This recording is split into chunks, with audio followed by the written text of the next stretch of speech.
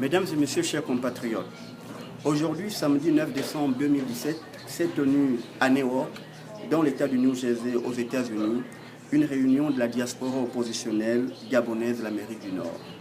L'ordre du jour de cette réunion portait essentiellement sur le projet de révision constitutionnelle de l'imposteur Ali Bongo. À cet égard, la diaspora oppositionnelle gabonaise de l'Amérique du Nord émet d'emblée un refus catégorique à ce projet funeste du dictateur Ali Bongo, tant il consacre une monarchisation de la République de par le travestissement de certaines dispositions constitutionnelles. Ainsi, l'article 8 nouveau du projet de réforme constitutionnelle vise à transférer au président de la République la totalité du pouvoir exécutif, alors que ce dernier est censé être partagé avec le gouvernement.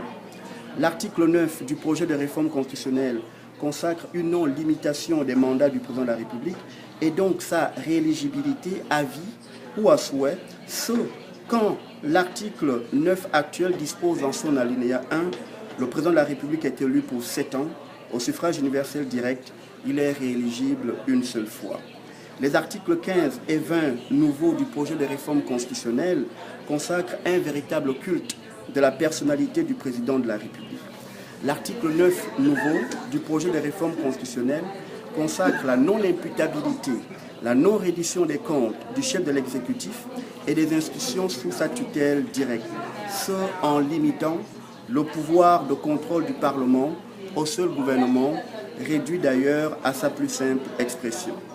Mesdames et messieurs, chers compatriotes, face à cette dérive monarchique qui scelle l'hyper-présidentialisation du pouvoir exécutif, sans contre-pouvoir, sans imputabilité, sans reddition des comptes, sans responsabilité ni politique, ni civile, ni pénale aucune, la diaspora oppositionnelle gabonaise de l'Amérique du Nord met en garde l'imposteur Ali Bongo de l'impact de son projet de révision constitutionnelle et en appelle à la classe politique, à la société civile, au clergé, à la jeunesse d'empêcher urbi et torbi, et ce par tous les moyens, la concrétisation de ce projet.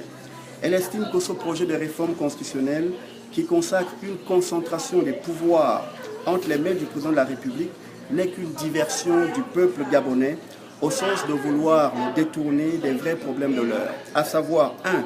La récupération de son vote de la dernière élection présidentielle, majoritairement et démocratiquement portée sur le président élu, M. Jean Ping. 2. Les crimes rituels et les crimes contre l'humanité, avec l'exécution de près de 500 jeunes au menu au QG du président démocratiquement élu, M. Jean Ping. 3. La paupérisation exponentielle de la population gabonaise du fait de l'incompétence et de la kleptomanie du pouvoir imposteur d'Ali Bongo. Mesdames et messieurs, chers compatriotes, voici donc mise en exergue la situation politique, économique, financière et sociale chaotique du Gabon que le régime kleptocrato-imposteur en place voudrait vous occulter par la diversion de son projet de réforme constitutionnelle. Il voudrait concrétiser ce énième coup d'État constitutionnel avec l'aide d'un Parlement illégal et ou anticonstitutionnel totalement acquis à la cause d'Ali Bongo, ce en lieu et place d'un référendum national, c'est-à-dire d'une soumission de son projet au peuple gabonais.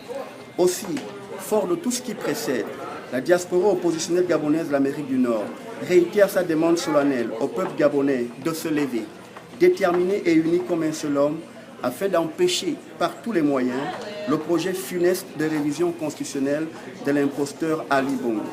Elle demande au peuple gabonais de ne pas prendre part aux prochaines élections législatives, ni d'ailleurs à aucune autre élection au Gabon, tout en les empêchant par tous les moyens, ce tant et aussi longtemps que l'imposteur dictateur Ali Bongo squattera toujours la présidence de la République par la force.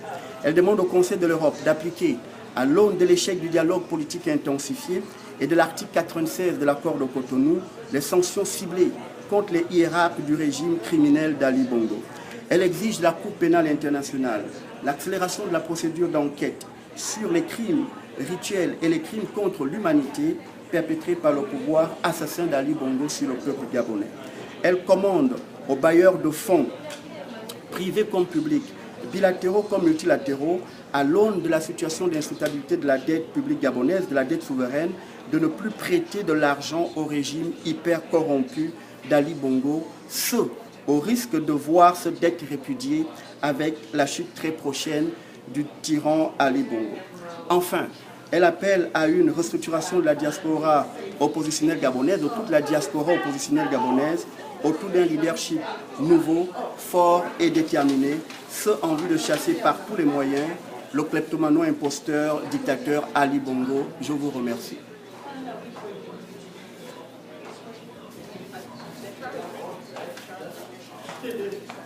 J'ai eu peur pour le bruit et j'étais obligé un peu de...